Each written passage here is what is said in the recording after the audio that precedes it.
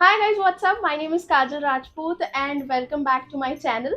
और अभी मेरे साथ आज की जो वीडियो है वो बहुत ही मोस्ट अवेटेड वीडियो है, क्योंकि मेरे साथ नागपुर की एक बहुत ही अमेजिंग सी पर्सनालिटी मौजूद है, जिसके बारे में मुझे नहीं लगता जिनके बारे में मुझे आपको बताने की ज़रूरत है। क्योंकि नागपुर में अगर कोई है और अगर इन्हें उन्होंने नहीं सुना है तो उन्होंने बहुत कुछ मिस किया है। क्योंकि हेलो जी, गुड मॉर्निंग। एफएम बोले तो रेडियो सिटी 91.1 पर आरजे दीपिका को अगर आपने नहीं सुना है तो आपने बहुत कुछ मिस किया है। वेलकम दीपिका मैम, कैसे हो आप? Thank you so much, thanks a lot इतने प्यारे इंट्रोडक्शन के लिए काजल। और मैं बहुत अच्छी हूँ और आपने जिस तरीके से मुझे इंट्रोड्यूस किया वो सुन के मैं और अच्छी हो गई। मेरी स्माइल देख सकते हो आप लोग। बिल्कुल। तो मैम, हम आपके बारे में जानना चाहेंगे कि आपने अपनी जो रेडियो की जर्नी है उसकी शुरुआत कैसे करी है? मेरे ख्याल से नागपुर में जो लोग मुझे सुनते हैं उनको मेरी जर्नी के बारे में तो पता ही होगा, क्योंकि आप यूट्यूब पर से लेकर जा रही है तो मुझे लगता है बहुत सारे और भी लोग जान पाएंगे। बहुत सिंपल सी स्टोरी है मेरी रेडियो जर्नी की, क्योंकि मोस्टली लोग रेडियो सुनते सुनते ही आरजे बने हैं। मैंने जितने भी लोगों से पता की है ये बात, तो म्यूजिक के शौकीन रहे हैं, रेडियो के शौकीन रहे हैं। मैं भी म्यूजिक ऐसा बचपन से ही I had a craze of music. तो कुछ भी काम करो, घर में खाना बनाओ या फिर क्लीनिंग करो या फिर वॉक पे जाओ, तो पीछे बैकग्राउंड में म्यूजिक। और जब एफएम स्टेशंस आ गए तो उसके बाद में हमने स्विच कर लिया और हम एफएम स्टेशन सुनने लगे। तो जब भी मैं सुनती थी रेडियो, तो मुझे आरजेस बहुत फैसिनेट करती थी। मुझे आरजेस की जॉब बहुत फैसिनेट करती थी, क्योंकि उसके पहले मैं आर्टिस्ट थी, मैं पेंटिंग्स बनाती थी। ये पेंटिंग्स मैंने बनाई है, तो पेंटिंग बनाते बनाते हुए म्यूजिक सुनती थी। और यहाँ पे ऐसा है कि बहुत ही इंट्रोवर्ट पर्सन हूँ मैं, और ये काम मेरे इस नेचर की मेरे इस नेचर से बहुत ज्यादा मैच करता था। ठीक है, शांति में बैठ के पेंटिंग्स बनानी है, बट ये बहुत ही फैसिनेटिंग जॉब मुझे लगती थी। और एक दिन ऐसे ही मैंने अपने घर पे मेरे पापा से, मेरे भाई से मैंने डिस्कस किया कि मैं ट्राई करूँ क्या आरजेइंग के लिए। तो सब लोग बोल रहे थे इसको आरजे का कहाँ से आ गया एकदम से। ये आउट ऑफ नोवेयर आरजे। तो उसी टाइम पे प्रीतम प्यारे नागपुर में सबने सुना है, जो भी मुंबई में है जी।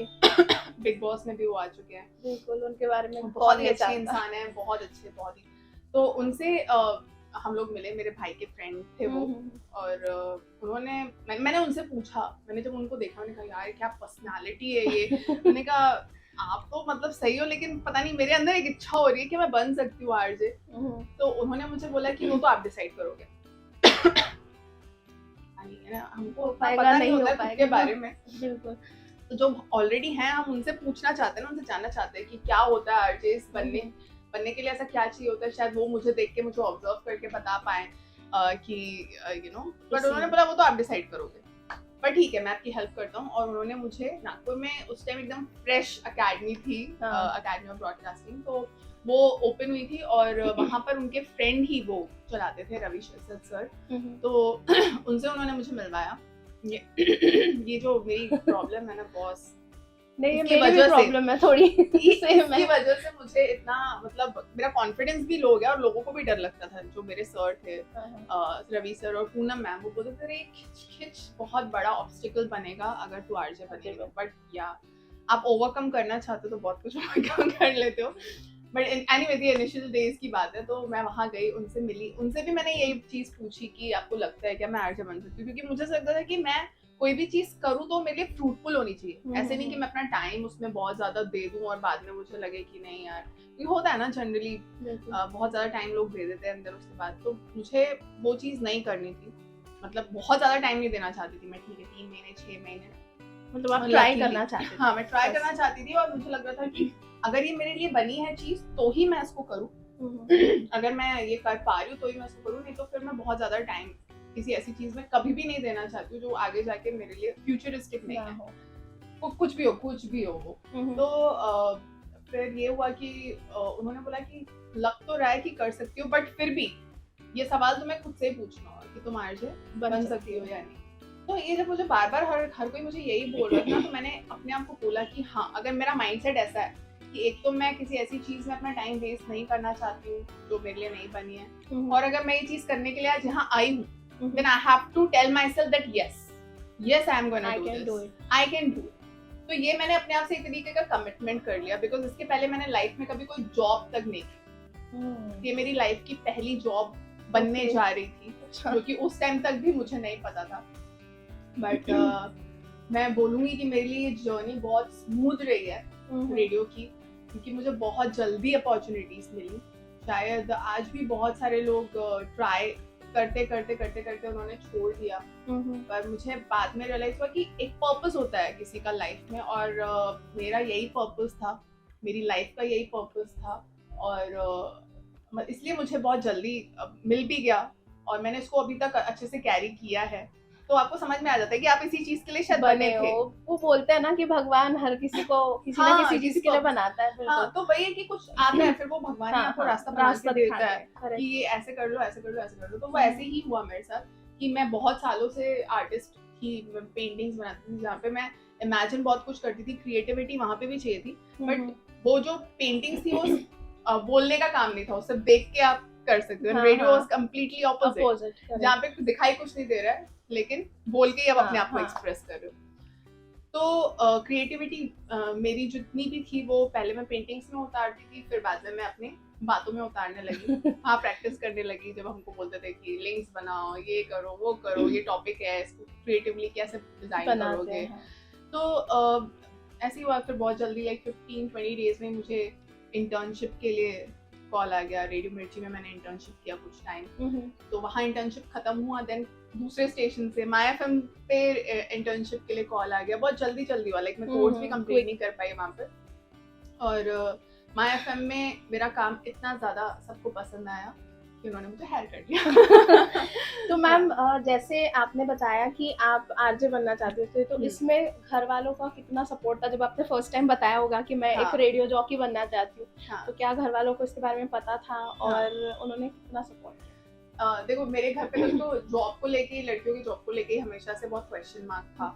तो पापा ने बोला, मैंने जब बोला ना कि मुझे आरजिंग करना है ट्राई, तो उन्होंने बोला मिलवा तो देते हैं एक बार, कौन सा कर ही लेगी, मन की इच्छा पूरी हो जाए, क्या ही कर लेगी, कहाँ से कर लेगी, ऐसे वाला उनका था। उन्होंने बोला ठीक है, उसकी इच्छा पूरी करो, मिलवा के आ जाओ, कोर्स कर लेने दो। उनका बस ये था, कोर्स करके तो कुछ करने वाली है नहीं, आएगी घर में बैठेगी, ग्रूमिंग कर ले, थोड़ी जाके सीख ले, पेंटिंग ही बनाएगी घर आके वापस। पर देखने लगे बहुत इंटरेस्ट ले रही है। और फिर एकेडमी में क्या होता था ना, हम लोग बैठते थे तो हमारी 2 घंटे की क्लास रहती थी, लेकिन हम 6 घंटे एकेडमी से निकलते नहीं थे। और हमारी बहुत, मेरा मतलब हम लोग का जो सर्कल था, आशीष, मैं, रोहित, और हम लोग ऐसे जब बैठते थे एकेडमी में ना, तो हम बहुत ऐसे आइडियाज पे बात करते थे। ये ऐड कैसे बनाए, और इतने क्रिएटिव आइडियाज। तो रवि सर और पूनम मैम भी कई बार हैरान हो जाते थे कि तुम लोग 2 घंटे पहले नीचे उतरे हो, तुम अभी तक यहाँ खड़े हो, चाय पी रहे हो और बातें कर रहे हो। उनको फिर बाद में समझ में आया कि नहीं, ये लोग आइडियाज डिस्कस करते हैं, क्योंकि नेक्स्ट डे जब जो हमको होमवर्क मिलता था, एकेडमी के नीचे काफी सारी ऐसी जगहें हैं, राइट, बहुत सारी, तो वहाँ पे सारी क्रिएटिविटी एनहांस होके बाहर निकलती थी। एंड आज भी ये सब मेरे फ्रेंड्स हैं। Ashish is a very close friend of mine, and Rohit, मैं सबसे टच में हूँ। तो मुझे वही लगता है कि मुझे बहुत अच्छे दोस्त दिए एकेडमी ने। पूनम मैम से मैं, मतलब पूनम मैम बीच बीच में हम दोनों की बात होती रहती है, तो मुझे ऐसा लगता है कि बहुत, पूनम मैम तो she is a sweet heart, she is a angel, correct. तो अच्छे लोग मिलना ना, ये बहुत बड़ी बात होती है। आपके लिए लाइफ चेंजिंग वही हो सकता है जब आपको लाइफ में अच्छे लोग मिलते हैं। और आई एम ब्लेस्ड कि मेरी रेडियो की जर्नी के साथ साथ मुझे बहुत अच्छे लोग। और उसके बाद में जैसे जैसे मैं आगे बढ़ती गई, जैसे माय एफएम के बाद में रेडियो सिटी आना, तो ये कॉन्स्टेंटली लर्निंग थी। यहाँ पे मैं म्यूजिक मैनेजर भी बनी, तो म्यूजिक के बारे में बहुत कुछ सीखने के लिए मिला। लेकिन जैसे आपने क्वेश्चन पूछा कि फैमिली का क्या था, तो मैं वापस उस पे आना चाहूंगी। तो पापा इस बात से बहुत चिढ़ते थे कि तू इतनी देर से क्यों आती है घर वापस। तो मैं उनको समझा नहीं पाती थी कि क्यों हम लोग, मतलब क्या एक्स्ट्रा टाइम देके, क्योंकि we have to prove ourselves, और जितना हम अपना इनपुट डालेंगे तभी हम बेस्ट अपना दे पाएंगे। और मैंने क्योंकि अपने आप से कमिटमेंट किया कि मुझे ये चीज करनी है, खुद के लिए करनी है, तो मुझे अपना बेस्ट देने के लिए जितना भी टाइम लगेगा मैं दूंगी। तो मैं एक्सप्लेन नहीं कर पाती थी कभी भी उनको, बट हाँ, जब तक मैं आरजे नहीं बनी, सिर्फ तब तक वो स्ट्रगल था। जब मैं आरजे बन गई, my parents, my family were the happiest, were the proudest. And आज भी मुझे ऐसा लगता है कि मतलब उनके सपोर्ट के बिना तो मैं नहीं कर पाती। बिल्कुल मैम, जैसे आपने अभी मेंशन किया एकेडमी एक जगह है नागपुर में, हाँ हाँ राइट? तो ऐसी क्या आरजेज में अपॉर्चुनिटीज, लाइक लोगों को पता नहीं होता ना कि हाँ। कैसे एंटर करें। सपना सबका होता है रेडियो जॉकी बनने का, क्योंकि Correct. सबको लगता है कि रेडियो में सिर्फ रेडियो जॉकी है हाँ, एक पोजीशन, करेक्ट? Correct. पर उनको नहीं पता कि रेडियो में सारी और चीज़ें भी जगह है। हाँ, लाइक तो उसके बारे में आप क्या बताना चाहोगी? क्या इसके लिए कंपलसरी है कोई कोर्स करना, मास कम्युनिकेशन करना, जर्नलिज्म करना, या कोई ऐसी कोई एकेडमीज है कहीं? हाँ, मैं वही बोलना चाहूंगी, जब हमने रेडियो ज्वाइन किया था तब बेसिकली टैलेंट बेस्ड ही था सब कुछ, लेकिन आजकल क्या है, टाइम बहुत फास्ट हो गया। People are looking for candidates जिनको बहुत कुछ पहले से पता हो, जिनको शुरू से हमें ना सिखाना पड़े। और शुरू से ना सिखाना पड़े वाली बात अलग होती है, लेकिन रेडियो में आने के बाद एक्चुअली आप जीरो से ही स्टार्ट करते हो। आपने जितना कुछ सीखा होता है वो एक्चुअली पूरा थ्योरेटिकल होता है, बट प्रैक्टिकल चीजें करने के लिए आपको रेडियो में आने के बाद ही सीखने के लिए मिलता है। वहां पे आपको चाहिए डेडिकेशन चाहिए, पैशन चाहिए, और जो काम आपको बोला वो करने की, मतलब सीखने की बेसिकली आपके अंदर इच्छा होनी चाहिए कि ऐसे नहीं यार, नहीं मैं तो ये नहीं करूंगा, मैं बाहर नहीं जाऊंगी, मैं ये नहीं कर सकता, ये तो मुझे नहीं आता, ये नहीं। सब कुछ जो आपको बोला कि, मतलब हमने भी वो चीजें की है। हमने भी सारे अपने जितने सीनियर आर्टिस्ट थे उनको ओबीज के, उनके लिए मैं खुद गई हूँ बाहर ओबी लेने, और उनके लिंक्स एडिट करना, एड्स, हमको एड्स भी देते थे, तो ये इसके लिए एड बना सकते हो। हाँ, वो एड्स मैंने लिखी, वो एड्स ऑन एयर हुई। तो उस टाइम पे when I was an intern, मेरी एड जब ऑन एयर होती थी, मैं मेरी खुशी का ठिकाना नहीं होता कि मेरी लिखी हुई एड ऑन एयर हो रही है। वाओ। तो यही चीजें होती है कि आपको वो मोटिवेट करते हैं और आपको पॉलिश करते हैं। देन वो दे ऑब्जर्व आपकी क्या स्किल्स हैं जिस पे काम करके आपको, या रेडियो में कौन सी जगह देनी चाहिए। तो यस, आरजे के अलावा बहुत सारी और भी ऐसी पोजीशंस हैं, कॉपी राइटिंग है, साउंड है, और मतलब सेल्स तो रहता ही है, बैक है,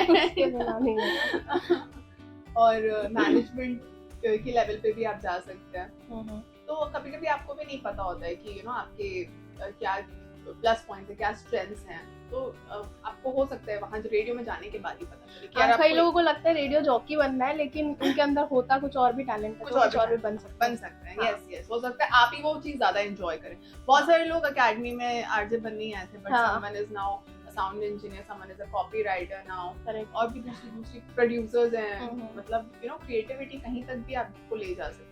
मैम, ऐसे कोई और इंस्टीट्यूट्स हैं जहाँ से लाइक लोग कर सकते हैं ऐसे कोई कोर्सेज? अभी ऑनलाइन बहुत सारे कोर्सेज है, बहुत सारे। मतलब अभी आप इंस्टाग्राम पे देखेंगे तो आपको 10 एड्स दिख जाएंगे कि रेडियो, मतलब मैं खुद मैंने अपना यूट्यूब चैनल जो शुरू किया उसमें मेरी खुद की रेडियो जर्नी है। वहाँ पे मैंने कुछ ऐसे चीजें इस तरीके से नहीं बताई है कि कोई किताबी बात है। मेरा खुद का एक्सपीरियंस है, और मेरा खुद के एक्सपीरियंस का निचोड़ है बेसिकली माय यूट्यूब चैनल। तो वहाँ पे आपको रेडियो के बारे में, या फिर आपको आरजे बनना है तो आप बहुत कुछ सीख सकते हैं। उसके लिए आपको वो मिल जाएंगे। तो बहुत ही सिलेक्टेड वीडियोस हैं मेरे, लेकिन उसमें कंप्लीट रेडियो है। तो और इसके अलावा इंस्टीट्यूट्स भी हैं जिसमें आप सर्टिफिकेट कोर्सेज कर सकते हैं, और थोड़ा बहुत आपको पहले से नॉलेज रहेगा तो ईजी हो जाता है आपके लिए रेडियो में आज की डेट में एंटर करना, बिकॉज मास कम्युनिकेशन करके लोग जा रहे हैं या कोर्सेज करके जा रहे हैं। मेनी इंस्टीट्यूट्स, ऑनलाइन तो बहुत कुछ है। मैं ऐसा कोई क्राइटेरिया है लाइक कि आपको ग्रेजुएशन होना चाहिए ऐसा कुछ रेडियो में? Graduation is a must nowadays. पहले नहीं था, लेकिन बेसिक एजुकेशन, ग्रेजुएशन सबके लिए बहुत जरूरी है, क्योंकि यू नेवर नो यार आगे कितने साल आप क्या करोगे। बट एक बेसिक एजुकेशन जो होती है वो जरूरी होती है, कि रेडियो में भी लोगों को चाहिए कि थोड़े से स्मार्ट लोग रहने चाहिए। तो बेसिक एजुकेशन, ग्रेजुएशन। और मैम, जैसे ये बहुत बड़ा मिथ है, लोगों को लगता है कि आरजे सिर्फ 4 घंटे का शो करता है, उसके बाद वो घर जा सकता है, ये एक पार्ट टाइम जॉब है। तो उसके बारे में आप क्या बताना चाहोगी? क्या क्या काम होते हैं आरजे को उसके अलावा? देखो अभी कैसा है कि ऐसे बहुत रेयर आरजे हैं जो सिर्फ अपना शो करते हैं, बाकी उसके अलावा कुछ नहीं करते। तो बहुत बड़े बड़े आरजे हैं। लेकिन जब आप स्टार्ट करते हैं रेडियो, और मैं भी आज उन्हीं आरजेस की ही कैटेगरी में जिनको 9 to 5 वाला जॉब जो है वैसा करना पड़ता है, बट मेरा इज लाइक 6 hours, 6.5 घंटे का बेसिकली मेरा जॉब है। तो बट डिपेंड करता है कंपनी टू कंपनी, आप कंसल्टेंट हैं, आप एम्प्लॉय हैं। लेकिन उसके अलावा बहुत सारा, मैंने तो पूरा दिन स्टार्टिंग में, मतलब 3-4 साल जब तक मैं रेडियो में एक स्टेबल इसमें नहीं आ गई थी पोजीशन में, तब तक मैंने सुबह जाती थी 10 बजे, तो रात के 10 बजे मैं घर वापस आती थी। 12-12 घंटे हमने काम किया। ऐसा कोई फिक्स टाइम नहीं होता ना 9 to 5 वाला? संडेज भी हमने काम किया है। तो बहुत ऐसा है कि मैंने क्या बोला, ये जॉब सबसे पहली चीज आपसे यही मांगता है, डेडिकेशन और पूरा मतलब आपके अंदर पैशन होना चाहिए उसको लेके। आप इस चीज के लिए रेडी रहो कि घर में कोई ओकेजन है तो उसको मिस भी करना पड़ेगा आपको। तो it's very demanding job, it's a very demanding job. तो ऐसा नहीं है कि या खाने की चीज नहीं है। बाकी जो ऑनलाइन रेडियोज है आज की डेट में, वहां पे सिर्फ ये होता है, आप अपना शो का कंटेंट कर लो। 4 घंटे का शो है तो सिर्फ 4 घंटे का कर लो। There are many online radios, आप वहां पे ये सब चलता है। मैम ऐसा लाइक उसका ऑप्शन क्या है, लाइक एंट्री करनी है रेडियो हाँ। में, तो कैसे आए? जिसको कुछ नहीं पता है रेडियो के बारे में, वो कैसे आए? हाँ, तो देखिए अभी क्या है, जो वेबसाइट्स होती हैं आजकल, लिंक्डइन है। लिंक्डइन में आपको बहुत सारे रेडियो स्टेशंस के प्रोफाइल्स दिख जाते हैं, वहाँ के एचआर के प्रोफाइल्स आपको मिल जाते हैं। आप डायरेक्ट उनको वहाँ पे मैसेज कर सकते हैं, कांटेक्ट कर सकते हैं। लिंक्डइन इज अ प्लेस जहाँ पे बेसिकली आप डायरेक्ट किसी को भी अप्रोच कर सकते हैं, वहाँ के एचआर को। और जो वेबसाइट्स होती हैं किसी भी रेडियो स्टेशन की, वहाँ पे भी आपको कांटेक्ट या ईमेल दिया होता है। तो आपको अपने कुछ लिंक्स रिकॉर्ड करने हैं अच्छी आवाज में। लिंक मतलब बेसिक रेडियो तो सबको पता है, एक टॉपिक आपने लिया, कोई भी टॉपिक, बॉलीवुड हो गया, पॉलिटिक्स हो गया, या फिर आपका लोकल हो गया, या फिर किसी भी तरह का बेसिक टॉपिक, आपका फेवरेट टॉपिक, पैशन से रिलेटेड, ब्यूटी से रिलेटेड, जस्ट उसके ऊपर 4 लिंक्स रिलेटेड टू दैट। कुछ भी अच्छा कंटेंट आप क्रिएट करो, इंटरेक्शन भी हो सकता है उसमें, या फिर आपका अपना खुद का कुछ टेक हो सकता है, आपका व्यू पॉइंट हो सकता है। आपने क्वेश्चन पूछा, किसी का आंसर रिकॉर्ड कर लिया, उसमें कॉलर इंटरेक्शन दे दिया, या फिर कोई स्पूफ बना दिया, कुछ कैरेक्टर प्ले कर दिया। जो भी आपकी स्ट्रेंथ है, 4 ऑडियो फॉर्म में 1.5 से 2 मिनट का लिंक आप रेडी करें, हर एक लिंक, और उसको आप अपने रिज्यूम के साथ अटैच करके मेल कर दीजिए। तो ये प्रॉपर रेडियो में एंटर करने का तरीका है। इस तरीके से आप करें। आपके शहर के जो रेडियो स्टेशन है, आप डायरेक्ट वहां जाके भी बात कर सकते हैं कि मुझे अप्लाई करना है, किसे मिलना है, तो वो आपको गाइड करेंगे। तो ऐसा होता है कि स्टार्टिंग इंटर्नशिप से करनी पड़ती है? हाँ, स्टार्टिंग हमेशा इंटर्नशिप से करनी पड़ती है, बिकॉज इंटर्नशिप एक ऐसी चीज है जहाँ पर कैंडिडेट्स को ऑब्जर्व किया जाता है कि इनको कितना आगे जा सकते हैं। बेसिकली ऑब्जर्वेशन होता है उनकी पर्सनालिटी का, और उनके लिए सीखने का मौका होता है। दोनों के लिए विन विन सिचुएशन है, जो उनको हायर करने वाले हैं उनके लिए भी, और कैंडिडेट भी तैयार हो रहा होता है, बिकॉज वो बहुत रॉ होते हैं। हाँ। और एकदम उनको हायर नहीं किया जा सकता है। सो internship is a must before starting radio, because हमने भी की। सो मैम जैसे आप ऑलमोस्ट आपको 11-12 साल हो गए होंगे रेडियो में, तो मैम वो जो जमाने का रेडियो था, आपने गोल्डन पीरियड देखा है रेडियो का। हाँ। आज के और उस रेडियो के पीरियड में क्या डिफरेंस है?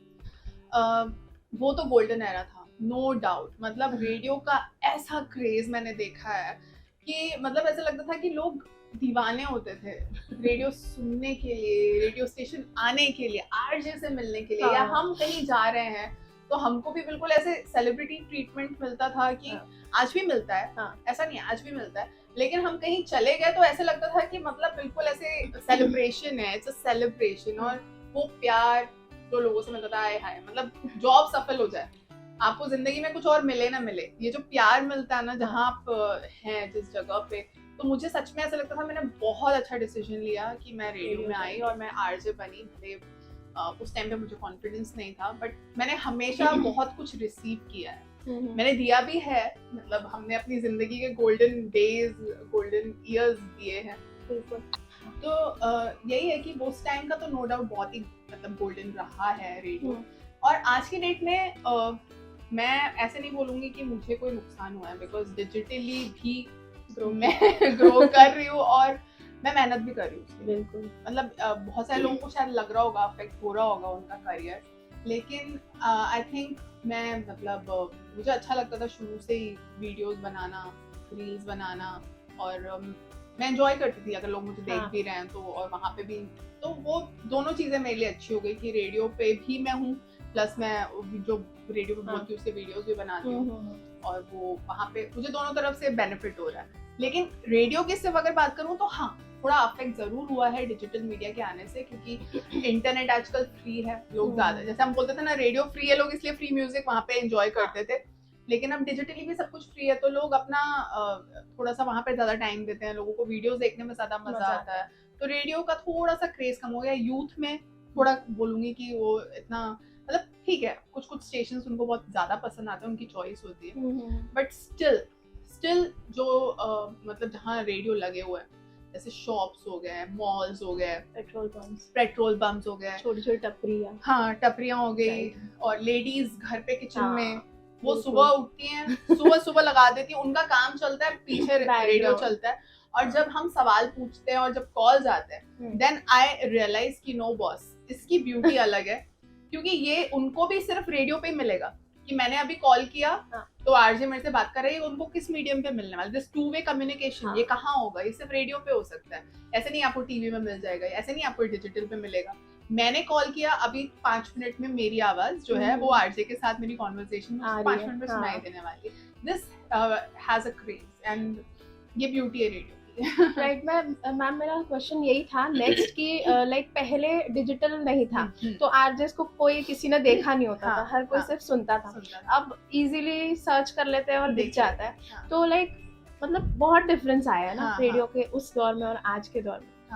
तो ये भी है कि कभी कभी ऐसा होता है कुछ चीजें की मिस्ट्री जो होती है ना उसकी ब्यूटी बनाए रखती है, तो लोग दीवाने आरजेस के लिए उनकी आवाज को लेके हुआ करते थे, बहुत सारे आरजेस तो अपने चेहरा भी नहीं दिखाते, आज जीतू राज आज भी जिन्होंने अपना चेहरा नहीं दिखाया, तो वो मिस्ट्री आज भी, वो कभी कभी ना लोगों की वो जो चीजें नहीं पता होती ना, क्यूरियोसिटी, वो उसके लिए और क्रेज बढ़ा देती है, पर आज की फाइट ऐसी है तो लोग कर रहे हैं अपने आप की अपनी पर्सनालिटी एनहांस कर रहे हैं, मेकओवर कर रहे हैं अपना, आरजेस भी मेहनत कर रहे हैं अपनी पर्सनालिटीज अच्छी रखने के लिए कि नहीं हम लोग कैमरा पे आए तो हम अच्छे दिखें, व्हिच इज गुड।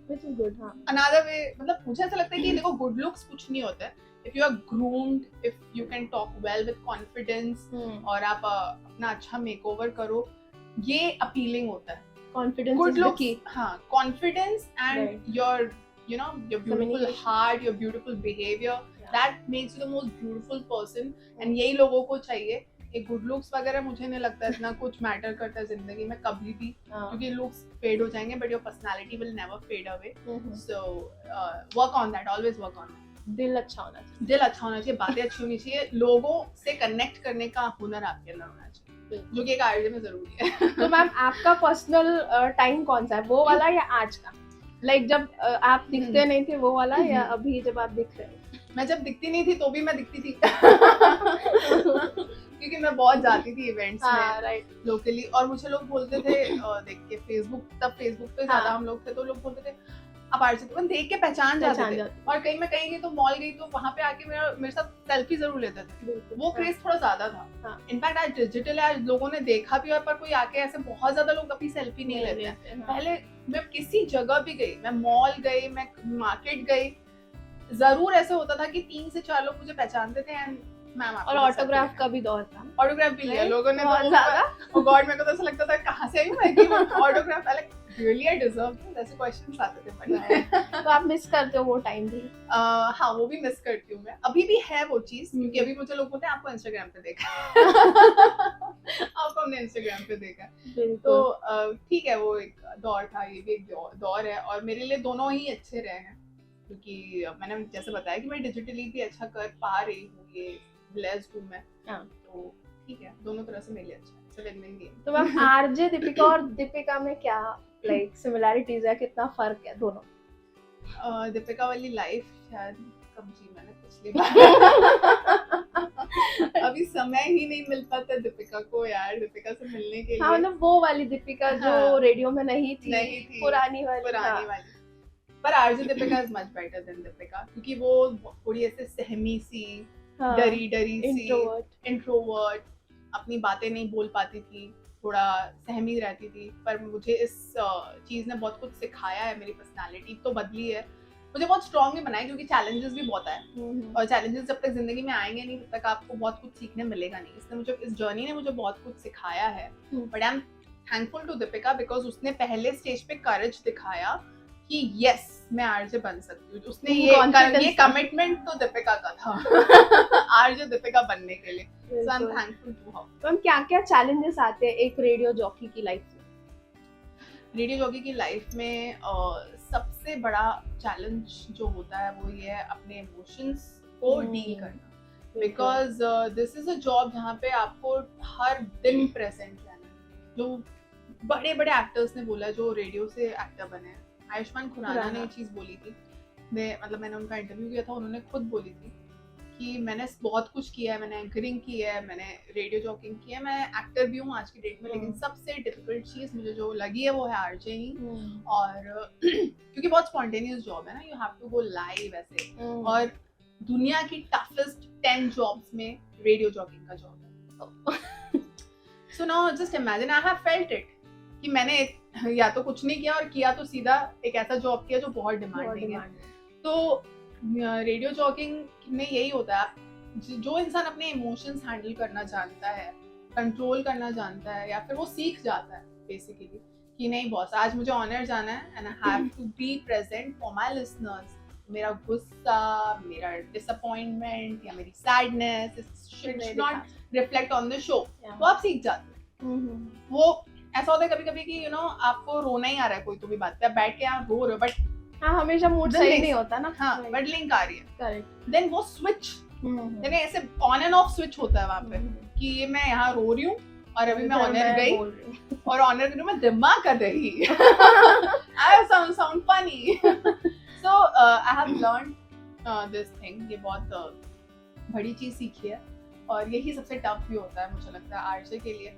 और बाकी कुछ टफ नहीं होता है अगर आप सच में एक ऐसे इंसान हैं जो रेडियो में आना चाहते हैं, सिर्फ फेम के लिए नहीं बल्कि अपने आप को आपको सर्व करना है। बिकॉज मुझे लगता है रेडियो एक पावर है।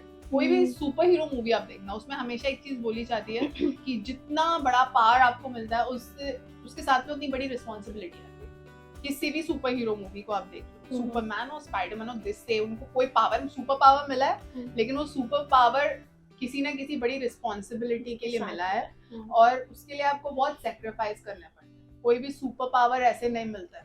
तो ठीक है, लोगों को लगता है कि फेम है, इनको सब जानते हैं, बोलने का डिसएडवांटेजेस भी है, कुछ डिसएडवांटेजेस नहीं आप देख पाएंगे अगर आप इस जॉब को उस तरीके आप जी रहे होते हैं, तो एक जॉब की तरह आप नहीं लेते, then you won't see any disadvantages, क्योंकि आपको छुट्टियां बहुत कम मिलती है। जब लोग एंजॉय कर रहे होते हैं कुछ ओकेजन्स, आप वहाँ ऑन एयर पे बोल रहे होते हैं तो हाँ, स्पेशली फेस्टिवल्स पर है ना। हाँ, ये एक है डिसएडवांटेज। बस मुझे लगता है कि आपको बहुत सारी अपने फैमिली इवेंट्स मिस करने पड़ सकते हैं, but this is what I am saying कि रिस्पॉन्सिबिलिटी है बॉस। जैसे सरहद पे जो आर्मी के लोग हैं वो इन चीज़ों के बारे में नहीं सोचते, क्योंकि उनके ऊपर भी एक बहुत बड़ी जिम्मेदारी है, और वो भी विलिंगली जाते हैं, उनको कोई बोलता नहीं है कि आपको ये करना है, वो अपनी विलिंगनेस से जाता है। तो आरजे भी अपनी विलिंगनेस से आरजे। ये सवाल कितना आपको परेशान करता है कि आप एक रेडियो जॉकी हो, पर बोल के दिखाओ ना कैसे बोलते रेडियो पे? बहुत परेशान करता है, पर हम इतने यूज्ड टू हो जाते हैं कि मुझे लगता है चलो यार, मतलब अगर मेरे ऐसा करने से ये जो 50 लोग या 100 लोग या 500 लोग बैठे हैं, इंजीनियर्स और डॉक्टर्स को ऐसे जनरली नहीं पूछा जाता है ना, करके दिखाओ। तो रेडियो जॉकी, मैंने वही चीज बोली थी कि आप डॉक्टर और इंजीनियर को बोलते हो क्या इंजेक्शन लगा के दिखाओ, ऑपरेशन दिखाओ। कितना परेशान करता है, एक्चुअली बहुत परेशान करता है। पर अभी मैं थोड़ी समझदार हो गई हूँ, मैं अभी अपने बारे में ना सोचते हुए, मुझे ऐसा लगता है जिन्होंने ये डिमांड की है वो 100-50 लोग जो बैठे हुए हैं, शायद मेरे आरजे की तरह बोलने से, 1 मिनट आरजे की तरह बोलने से उनके चेहरे पर स्माइल आ जाए, या फिर कुछ ऐसा एक्सपीरियंस वो लोग कर ले जो उन्होंने नहीं किया। और ये होता भी है कि जब मैं कुछ बोल देती हूँ उसी प्रेजेंट माहौल के बारे में कुछ, तो जो तालियां और जो ऐसे हूटिंग होती है, फिर मुझे लगता है कि वाह चलो ठीक है कुछ अच्छा किया मैंने। बट वैसे बहुत कभी कभी लगता है नहीं यार, ये करने के लिए मत बोलो। और ये तो परेशानी इतनी नहीं होती है, लेकिन जो आरजेस है ना, उनको लोग बहुत ऐसा, उनको लगता है कि एंकर्स है, तो कई बार तो उनको सीधा बोल देते हैं आप कल आना और आप ना 10 मिनट जरा होस्ट भी कर देना शो। तो वो मुझे ज्यादा दुखदाई लगता है, क्योंकि फिर मैंने स्ट्रिक्टली ये बोलना शुरू कर दिया कि मैं आपकी शादी में गेस्ट बन के आ सकती हूँ क्या? होस्ट नहीं, गेस्ट बन के आ सकती हूँ क्या? तो मेरी रिक्वेस्ट है कि जितने भी आरजेस से अगर आप मिलते हो, आपके घर परिवार में आरजेस हैं, तो प्लीज उनको नॉर्मल गेस्ट की तरह भी कभी कभी इनवाइट करें। हमेशा उनकी इच्छा हो तो वो खुद ही कर लेंगे, खुद ही बोलेंगे लाओ भाई, कराएं, क्योंकि वो भी एंजॉय करने आते हैं कभी। हाँ नहीं ठीक है, वो खुद अगर उनकी इच्छा होगी, इच्छुक होंगे तो वो खुद माइक लेके खुद वहाँ पे एंटरटेन कर देंगे सबको, पर ऐसा नहीं बोलना, मेरा ख्याल ऐसा। तो मैम जो अपकमिंग है टैलेंट्स, वो जो रेडियो में आना चाहते हैं, उनको क्या मैसेज देना चाहोगे? उनको मैं यही मैसेज देना चाहूंगी कि देखिए रेडियो बहुत खूबसूरत चीज़ है, रेडियो की ब्यूटी बेहतरीन है, और मतलब अगर आप बहुत ऐसे इंसान हैं जो लोगों की लाइफ में बदलाव लाना चाहते हैं, और अच्छा बोलते हैं आप, समझ है आपको जिंदगी की, और सब्सटेंशियल बात, मतलब मैं कहना चाहूंगी रेडियो में जो भी आना चाहते हैं ना, ऐसे ही मत आ जाओ कि मुझे बोलना है, मुझे फेम चाहिए, लोग मुझे जाने पहचाने, क्योंकि ऐसा सोच के अगर आप रेडियो के साथ आ रहे हैं तो आप रेडियो के साथ भी इनजस्टिस कर रहे हैं, रेडियो सुनने वाली जनता के साथ भी आप इनजस्टिस कर रहे हैं, है ना। तो ये चीज आप समझे बात को, कि रेडियो पर जो बातें होती है वो हमारा पर्सनली, मेरा ये मानना है कि हम लोगों की जिंदगी में कुछ बेटरमेंट लाने के लिए रेडियो पर बोलते हैं। मेरी हर लिंक में ये एफर्ट होती है कि मैंने अभी कुछ बोला तो वो व्यर्थ नहीं जाना चाहिए, वो कुछ तो मेरे मतलब एंटरटेनमेंट लेके आए मेरे लिसनर की लाइफ में, या फिर कुछ इन्फॉर्मेशन उसे मिले, कोई इमोशनल टच हो, या उनकी लाइफ को किसी भी फॉर्म में कोई यूटिलिटी टिप ही क्यों ना हो, तो कुछ तो बेटरमेंट होना चाहिए। जाया नहीं करूंगी मैं कुछ भी बोल के हवा में बातें। तो ये बहुत मैं इसलिए कह रही हूँ कि समझ होना बहुत जरूरी है, आपकी बातों में सब्सटेंस होना बहुत जरूरी है। अगर ह्यूमरस हैं तो आप हंसा सकते हैं लोगों को, अगर आप इमोशनल हैं तो आप लोगों के जिंदगी में कुछ इमोशनल टच ला सकते हैं, किसी भी तरह की इंफॉर्मेशन आपको उसमें इंटरेस्ट है, आप उनको नई चीज़ों का ज्ञान दे सकते हैं, बट ऑलवेज मेक श्योर कि रेडियो बहुत अच्छी चीज़ है और आपका भी नॉलेज बढ़ता है उसमें, but basically it's for people, तो आप लोगों को सर्व करने के लिए वहाँ पे आ रहे हैं, तो आइए और आपका खुले दिल से रेडियो में स्वागत होगा। मैम एक बार लास्ट में वो आपके स्टाइल में एफएम बोले तो रेडियो ये देखो उन्होंने इसलिए मुझसे पहले क्वेश्चन पूछ लिया कि ऐसा नहीं कि बुरा मान जाइए। हेलो जी, गुड मॉर्निंग, मैं हूँ दीपिका, रेडियो सिटी 91.1 एफएम पर, और क्या बात है भाई, आज तो मजा आ गया काजल के साथ बात करके, इतना कुछ अपनी पुरानी जिंदगी को मैंने जी लिया है। Kajal thank you so very much, और आपने अगर काजल के चैनल को लाइक नहीं किया है, सब्सक्राइब नहीं किया है, तो कर लीजिए फटाफट से। कैसा लगा आपको आज का हमारा ये वीडियो, कमेंट करके जरूर बताइए। मेरा काम मैम ने हल्का कर दिया। Thank you so much ma'am, आपने इतना बिजी शेड्यूल से अपने टाइम दिया मुझे, thank you very much for the interview. And ऐसे और भी कंटेंट अगर आपको मेरा पसंद आ रहा है तो मेरे चैनल को सब्सक्राइब कर लीजिए, मैम ने भी बोल दिया है तो पहले, अभी कर बिल्कुल। सो अभी के लिए इतना ही, ऐसे और भी वीडियोस के लिए सब्सक्राइब कर लीजिए मेरे चैनल को। Thank you.